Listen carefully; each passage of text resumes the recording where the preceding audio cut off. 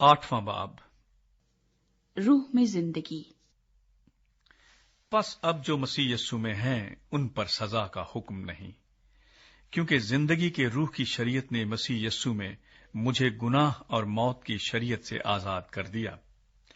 इसलिए कि जो काम शरीयत जिस्म के सबब से कमजोर होकर ना कर सकी, वो खुदा ने किया, यानी उसने अपने बेटे को गुनाह आलूदा जिस्म की सूरत में और गुनाह की कुर्बानी के लिए भेजकर जिस्म में गुनाह की सजा का हुक्म दिया, ताकि शरीयत का तकाजा हम में पूरा हो, जो जिस्म के मुताबिक नहीं बल्कि रूह के मुताबिक चलते हैं। क्योंकि जो जिस्मानी हैं वो जिस्मानी बातों के ख्याल में रहते हैं, लेकिन जो रूहानी हैं वो रूहानी बातों के ख्याल में रहते हैं। और जिस्मानी नीयत मौत है, मगर रूहानी नीयत जिंदगी और इत्मीनान है।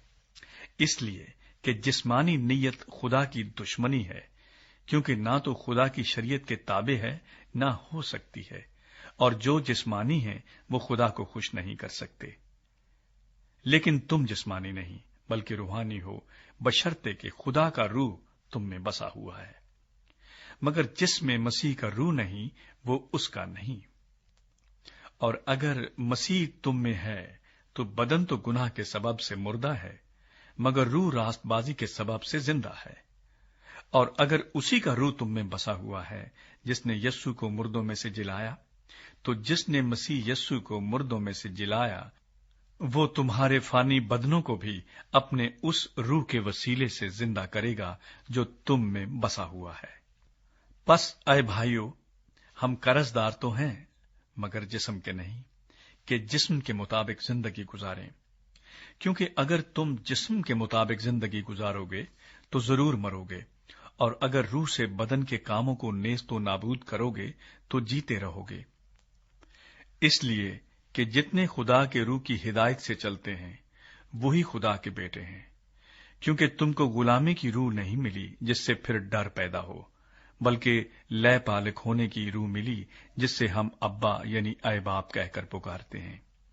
रूह खुद हमारी रूह के साथ मिलकर गवाही देता है कि हम खुदा के फर्जंद हैं, और अगर फर्जंद हैं तो वारिस भी हैं, यानी खुदा के वारिस और मसीह के हम मिरास, बशर्ते कि हम उसके साथ दुख उठाएं ताकि उसके साथ जलाल भी पाएं। मुस्तकबिल का जलाल। क्योंकि मेरी दानिश में इस जमाने के दुख दर्द इस लायक नहीं कि उस जलाल के मुकाबिल हो सकें जो हम पर जाहिर होने वाला है। क्योंकि मखलूकात कमाल आरजू से खुदा के बेटों के जाहिर होने की राह देखती है, इसलिए कि मखलूकात बतालत के इख्तियार में कर दी गई थी, ना अपनी खुशी से बल्कि उसके बायस से जिसने उसको इस उम्मीद पर बतालत के इख्तियार में कर दिया कि मखलूकात भी फना के कब्जे से छूटकर खुदा के फर्जंदों के जलाल की आजादी में दाखिल हो जाएगी। क्योंकि हमको मालूम है कि सारी मखलूकात मिलकर अब तक कराहती है और दर्द ज़ह में पड़ी तड़पती है। और ना फक्त वही बल्कि हम भी जिन्हें रूह के पहले फल मिले हैं आप अपने बातिन में कराते हैं और लय पालक होने यानी अपने बदन की मखलसी की राह देखते हैं। चुनाचे हमें उम्मीद के वसीले से नजात मिली, मगर जिस चीज की उम्मीद है जब वो नजर आ जाए तो फिर उम्मीद कैसी? क्योंकि जो चीज कोई देख रहा है उसकी उम्मीद क्या करेगा?